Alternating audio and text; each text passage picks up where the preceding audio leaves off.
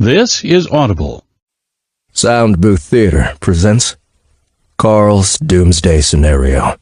Dungeon Crawler Carl Book 2. Written by Matt Dinniman. Narrated by Jeff Hayes. Chapter 1. Welcome, Crawler, to the 3rd floor. The previous level will collapse in 3 hours and 35 minutes. We teleported straight from the green room to a long, golden hallway reminiscent of the first hallway we entered. Carl, look! We're outside! Donut said, looking up into the air. Sure enough, a dark sky rose above us, dotted with stars. A colorful nebula, reminiscent of the background image on Audette's stage, covered the sky. The air still felt stale. I pulled my slingshot, aimed it at the stars, and I fired. Clink. Sure enough, the rock bounced off the ceiling, about 25 feet up. It's an illusion. It's like that mall in Las Vegas.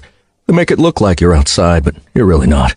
Well, that's disappointing, Donut said. The walls and the ground were made of golden-colored bricks. A plush red carpet led to a familiar door at the end of the hallway. As we approached, the door opened on its own. A tall figure stepped out, and all three of us stopped. A well-built, young, and disgustingly handsome man wearing a tuxedo waited for us.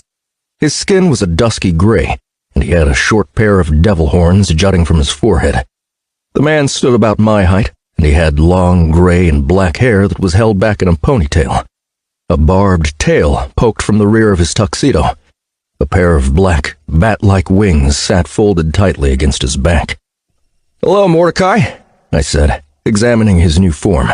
"Jesus, dude. Looking good." Wow, Donut said, looking him up and down. I wouldn't kick you out of bed for eating crackers.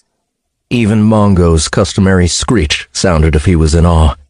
Mordecai, Incubus, level 50, Guildmaster of this guild hall. This is a non-combatant NPC. Also known as the Giga Chad of the Overcity, Incubi are the male counterparts of the infamous succubus. The smooth, seductive, and ultimately deadly incubus can be identified by his stunning good looks, exquisite charm, and sensuous feat.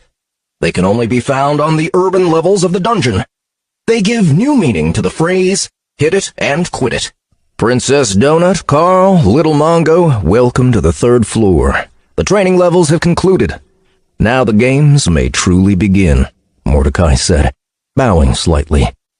Even his voice had gotten deeper. He indicated for us to enter. We walked inside, and the door closed behind us. "Training levels?" I said. "For fuck's sake, you call those training levels?" "Oh, thank goodness," Mordecai said, once the door closed.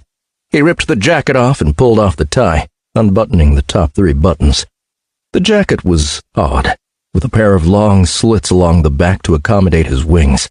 "I thought you two were never going to show up. I've been in this thing for 3 hours waiting for you. I hate formal wear." The interview ran long. "I take it the general public can't watch this part?" "Nope. They'll watch you go in, and they'll watch you come out, but they don't get to see what's going on inside. It's like a jury room." His room was exactly the same as it had always been, but he'd cleaned up even further.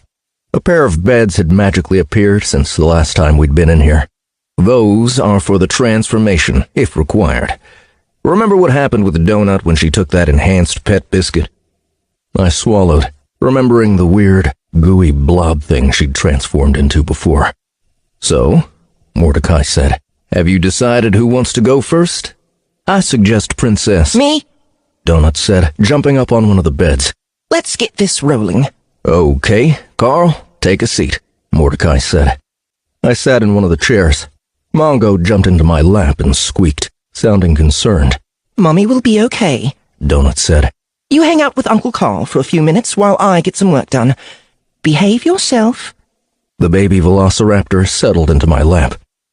I suddenly felt uncomfortable having that many teeth so close to my crotch. If he bit me now, I didn't know what would happen. I suspected he wouldn't teleport away. Instead, he'd get frozen like Frank and Matt.